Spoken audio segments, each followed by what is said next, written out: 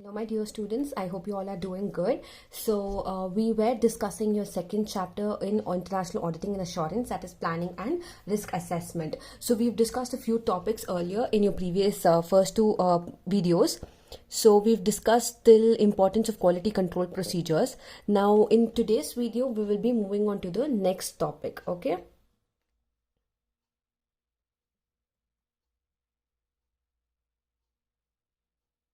Okay. So moving on to the next topic, you have elements of a firm's system of quality control addressed in ISQC 1 compromise. Okay, basically here it is discussing the important elements of a firm system in order to have a proper quality control. Now let's look into what are these elements that a firm needs to have an effective quality control. Quality, what is quality? Quality is nothing but an ISI standard. Okay, every organization's goodwill will be determined only on basis of what quality products they are producing and what quality of service they are providing. Quality plays a very important role. So here this is in terms of products or services, but now let's look into the terms of quality on the basis of firm's system. So what is the first quality that you are referring to? It is leadership responsibilities for quality within the firm. Agreeing to the point, because without a proper leadership, without an democratic leadership, it is not humanly possible to achieve success of the organization. And also only when you have proper leadership in the organization, you will be able to achieve the goals and objectives, and also you will be able to carry out the direction effectively, and also carry out the auditing effectively, because you will know who has to be addressed and who has to, whom you have to report to, etc. Next is ethical requirements, including independence. Ethical requirements, yes, you have to have necessary ethical requirements. By now you will know what is ethical. Ethical means your moral standards, your basic manners. Okay, manners including independence. Now in every organization people should be following a particular discipline, but along with that they have to be given independence. That means their choice of opinion, the way they work in, etc., but they have to follow the rules and regulations, but also independence should be given to them. That is their personal independence. Okay, next is acceptance and continuance of client relationship with and specific agreements. Now you need to first accept and continue. Basically, see, when you're working in an organization, it is a two-side relationship. It is a bipartite relationship, right? It is a bipartite relationship between the person who has hired the employee and the person who is working for the organization. So you need to accept and you need to maintain a client relationship, okay, based on whatever kind of programs or engagements you have. Next is human resources, including assignment of engagement teams. Okay, now you need to make sure that you have enough human resource. Human resource is the most important asset, so you need to treat your human resource very well. You need to give them rewards, incentives, bonus, etc. Next is engagement performance, including consultation, resolution of differences of opinion, and engagement quality control review. Okay, basically here it also the performance also includes consultation. You need to consult to see if there is any thing that is missed out or any matter that has to be kept in mind and followed. Okay, in case if there is any problem which is arised, you need to resolve those particular differences. Okay, then you have to give your opinion. Then you have to engage in your quality control review, because quality plays a very important role and quality has to be given utmost importance. Next is monitoring, including dealing with complaints and allegations. Now monitoring including dealing with complaints and allegations is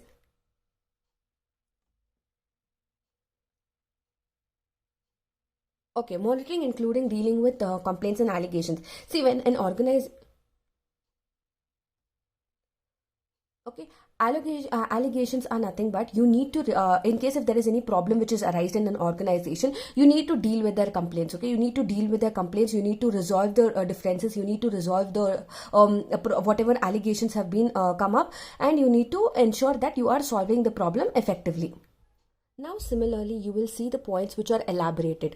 That is first one you saw, that was leadership responsibilities for quality within the firm, right? So these are the things that you need to consider when you're talking about leadership responsibilities for quality within the firm. The first one is the importance of audit quality. While you're performing the work, you need to perform the work in complying with all the professional standards. You need to follow all the rules and regulations of an organization. And next is complying with the firm's quality control procedures. Basically, you need to make sure that you are aware of whatever the firm's quality control procedures are, what are the rules and regulations that the firm will follow while they are dealing with their quality.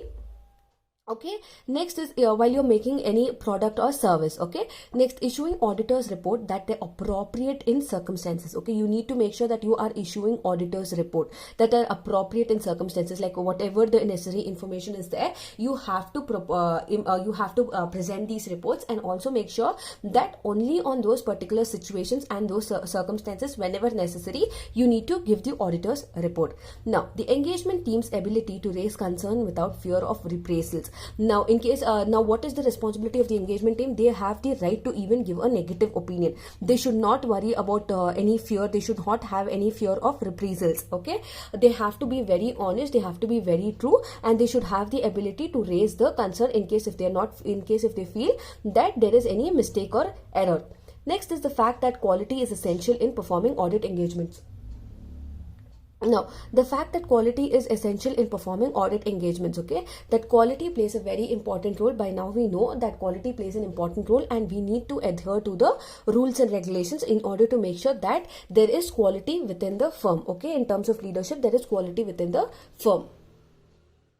Next is relevant ethical requirements. Now, in your relevant ethical requirements, you need to have integrity. That is, you need to integrate all your moral values. That is your personal objectives and your professional objectives. Similarly, objectivity. Align your personal and your professional objective and achieve the success of the organization. Professional competence and due care. Professional competence and due care is nothing but you need to make sure that you are competing in an organization, but you are doing it following the rules and regulations. Next is confidentiality. Confidentiality is basically whatever reports are prepared in the organization, whatever matters are discussed in the organization, it should be very confidential and it should be very secretive. It should not be leaked outside the organization. After that, you have your professional behavior. Every organization, the employee has to make sure that they are following a professional behavior. They should not act kiddish. They should not act like they are elsewhere, but they should know that what is the kind of discipline they have to maintain in an organization, and they have to have a professional behavior in an organization.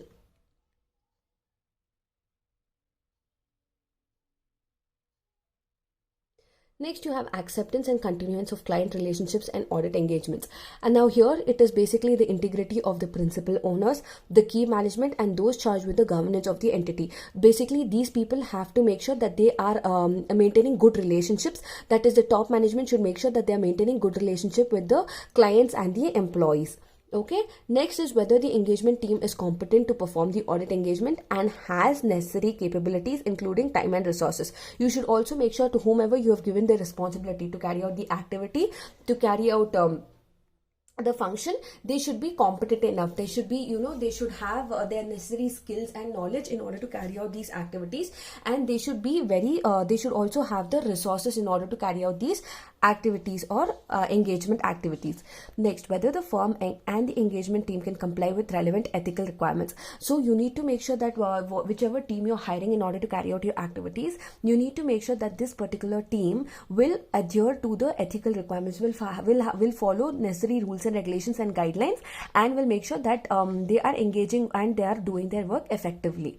Next is significant matters that have arisen during the current or previous audit engagement and their implications for continuing the relationship. Now, suppose any issue has arisen, okay, it is very important that you resolve that particular issue, or in case if the auditor has complained that the organization has not given them information or anything during the previous audit engagement, you should make sure that the same mistake is not repeating in the next auditing process. You should always be very careful.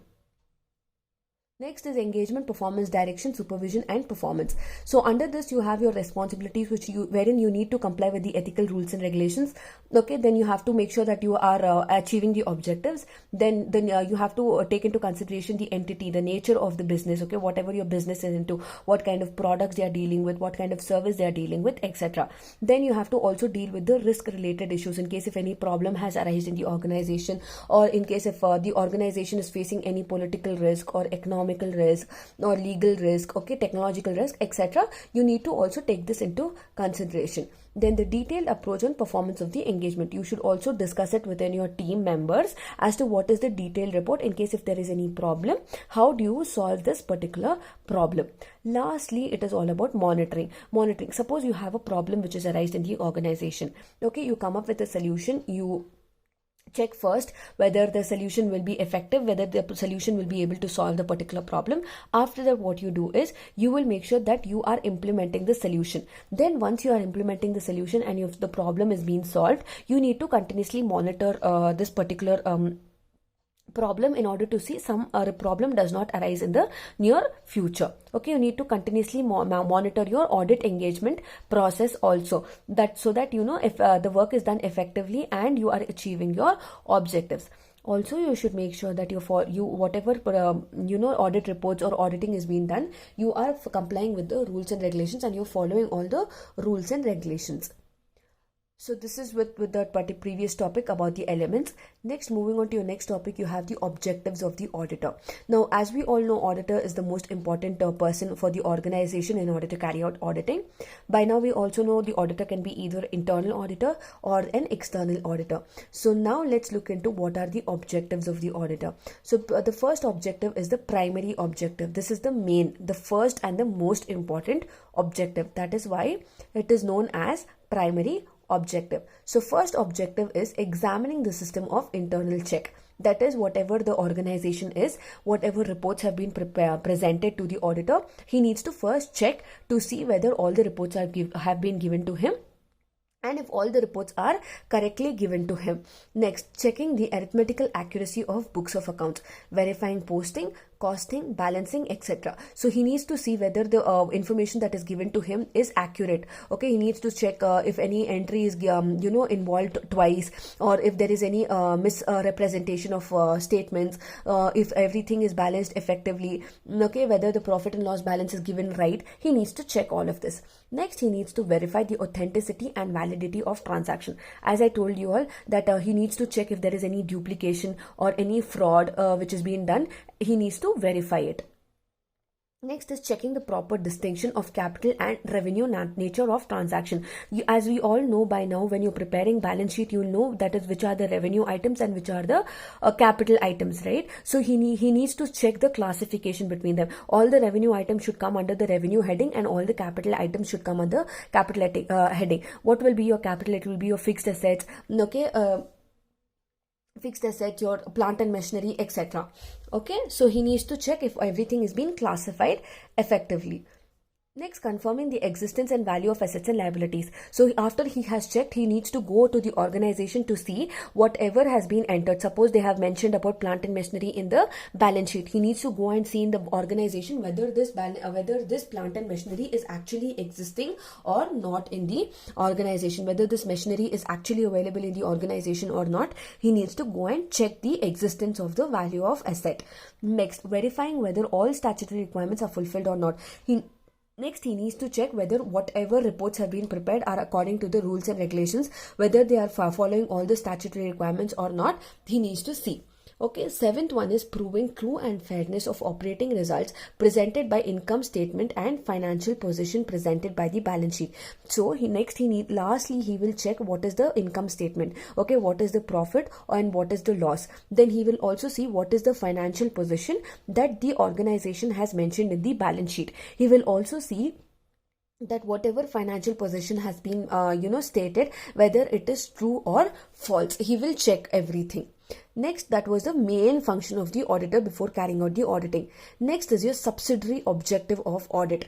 Now, subsidiary is your second objective. Okay, after attaining your first objective, that is your primary objective. Next, you need to move on to your second objective, that is your subsidiary objective. So, in your subsidiary objective, it is detection and prevention of errors.